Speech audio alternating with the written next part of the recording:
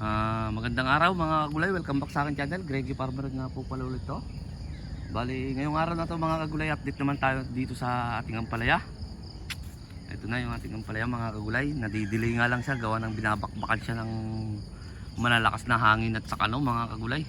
Okay lang sana kung ulan, kaso talagang malakas ang hangin. Ngayon nga lang umaga to na hindi ang oras ngayon ay alas 6. Nagsasabay yung hangin at saka mga kagulay, hangin at saka ulan. Mapapansin nyo, basang-basa pa yung plastic kahit mga lupa. Katitigil lang ng ulan dito ngayon mga kagulay. I-update ko lang kayo dito sa ating ampalaya kasi kagahapon dun sa sitaw at saka pepino. Ngayon dito naman tayo sa ampalaya mga kagulay. May mga bunga-bunga na rin yung mga nauuna niya mga kagulay. Hindi pa naman pwedeng harbisin yan mga kagulay. Yan. Yan, bata pa itong ating ampalaya mga kagulay. Kung tingnan nyo, bago pa lang siyang mag-aano doon sa taas mga kagulay. Yan siya. Meron na rin ng mga nauuna. Yan, nandito na. Yan. Tignan natin dito mga kagulay. Yan, may manipis dito.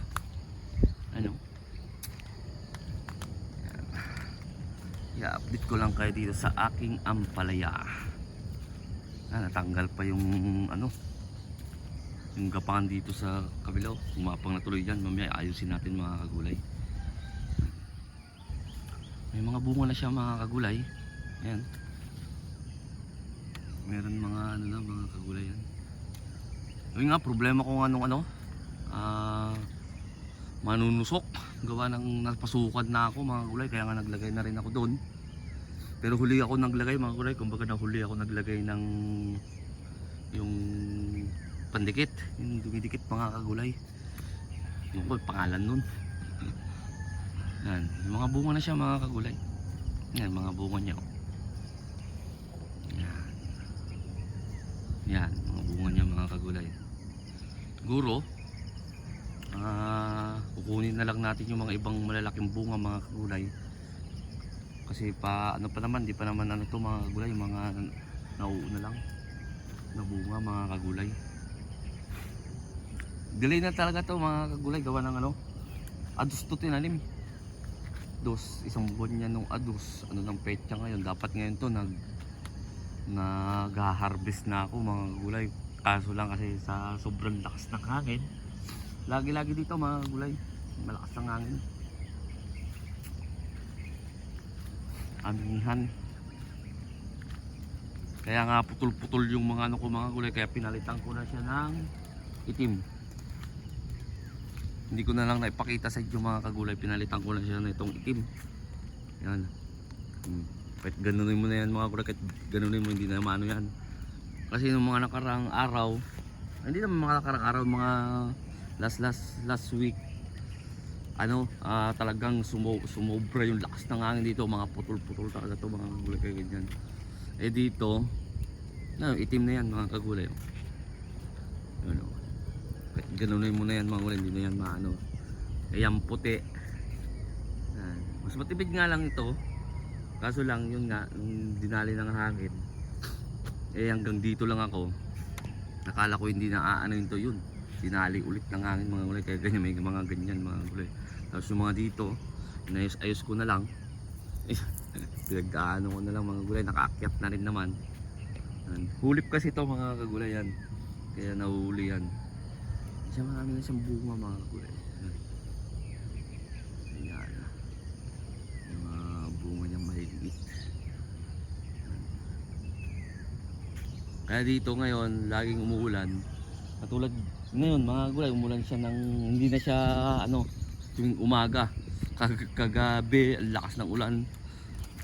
Tapos kagay ng madaling araw malakas din ang ulan. Pero yung kagabi, yun yung malakas naman ang hangin mga kagulay. Kagabi. Ayan mahangin-hangin pa. Hindi pa yung na hangin na yan mga kagulay. Hindi pa yan yun mga kagulay. Talagang hinahampas tong itong ating ampalaya, kaya sabi ko madi-delay ito. Siyempre, ikaw ba naman ang hampasin ng hangin na malalakas? Siyempre may i-stress yung ating halaman mga kagulay, kaya madi-delay siya. Ayan. Ito na yung mga hulip natin mga kagulay.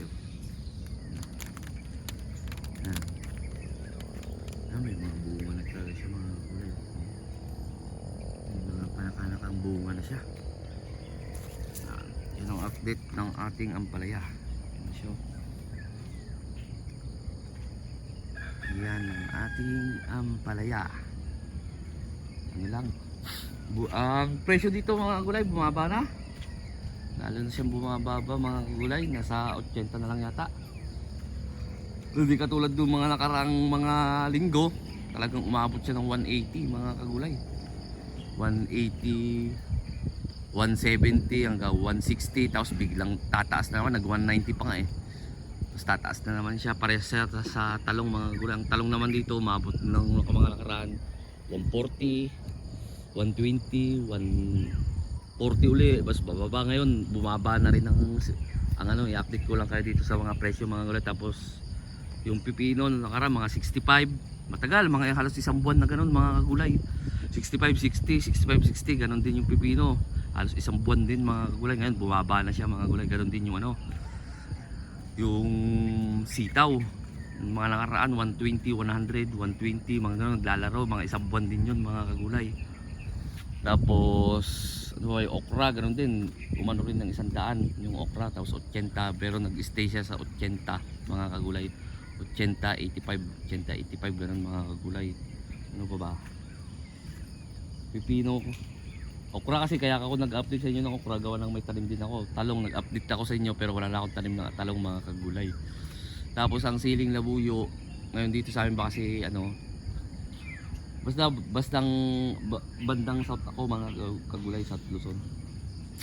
Ayan. Tapos ang ano, ang siling labuyo umabot siya ng 500, 450 na lang yata kagapon nung nagtingin ako, 450 mga kagulay ang labuyo. Ano pa ba yung mga tinatanim ng ating mga kagulay? Atsal umabot yata ng, ay ang ano, ang siling panigang umabot siya ng 280. Mahal ang panigang mga gulay, lalo na yung panigang best ba yun, sigang best, panigang best yun, umabot ng ganun mga, kahit ngayon mga gulay mahal pa rin ang panigang ano natin dito mga gulay, nasa 280 pa rin. Ano pa ba ang mga ano, kangkong, kung mayroon naman nagtatanim ng kangkong, ganun pa rin. Hindi ko lang kasi ano mga gulay, kasi nung pupunta ako ng ano, ng doon sa Bagsakan, kasi ang nakikita kong kangkong doon mga kagulay, yung kangkong na nakukuha doon sa mga tabi-tabi, hindi siya yung ano, Chinese kangkong na tinatawag mga gulay. Ewan ko, hindi kasi uso yun dito. Magtatanim nga sana ako noon Chinese kangkong kasi mabilisan lang yun mga gulay, hindi rin alagain. Ang kaso tag 10 piso ang ano, kilo, lugi mga gulay, magaan lang kangkong. Ang medyo mahal dito yung sibuyas dahon. Magkano sibuyas dahon? 300 no? Nasa 300 dito mga kagulay lagi, hindi nagbabago yun. Yung napansin ko pati sa ano, sa ano po ba, wala sigurong gano'ng nagtatanim dito ng mga kagulay kaya mahal yun. Tapos kaya nga plano ko rin magtanim ng gano'n mga kagulay, sibuyas dahon. Nasa 300 kasi tinitignan ko yung post, lagi ko tinitignan, naglalaro lang ngayon, 300, 250, 300, 250, mahal na yun mga kagulay kung tutusin sa ano, yung sibuyas dahon. Ano pa ba yung naalala kong ano, i-update ko lang kayo para sa presyo din. Tapos ano pa ba yung mga ginto na ano dito sa Atsal, hindi ganong mahal dito mga kagulay ng Atsal, hindi siya. At saka ang usong ano dito yung ano, yung ano ba yung tawag dito, yung bell pepper mismo, yung matataba na variety mga kagulay, hindi siya, di ano dito yung ano tawag kasi nila dito, yung mga patusok konti, ano, parang native ganun ang tawag nila, Tagalog ang tawag nila mga kagulay. Ewan ko ba kung bakit Tagalog ang ano nila, tawag nila doon.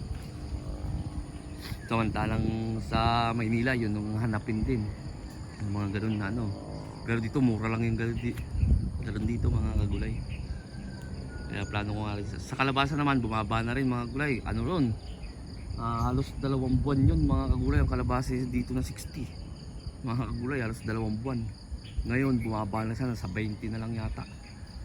Ganoon na lang ang kalabasa.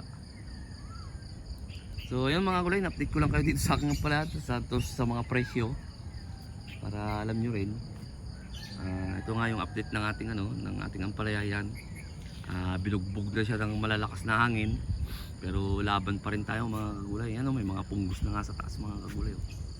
Gawa nga yung siyempre kapag mahangin talaga, kasama rin yan, malakas din pag yan ng punggos mga kagulay. Pag mga malalakas na hangin, sinasama yan sa hangin kasi mga kagulay. So yun mga gulay, na-update ko lang kayo dito sa aking ampalaya at saka update din dito sa mga presyo. Sa bago pa lang sa munting channel ko, huwag nyo kalimutan mag-subscribe at click nyo na rin po yung notification bell para updated kayo lagi sa gagawin kong video tungkol dito sa pagtatanim ko. Maraming salamat ulit sa mga legit na sumusuporta sa akin. God bless po sa ating lahat.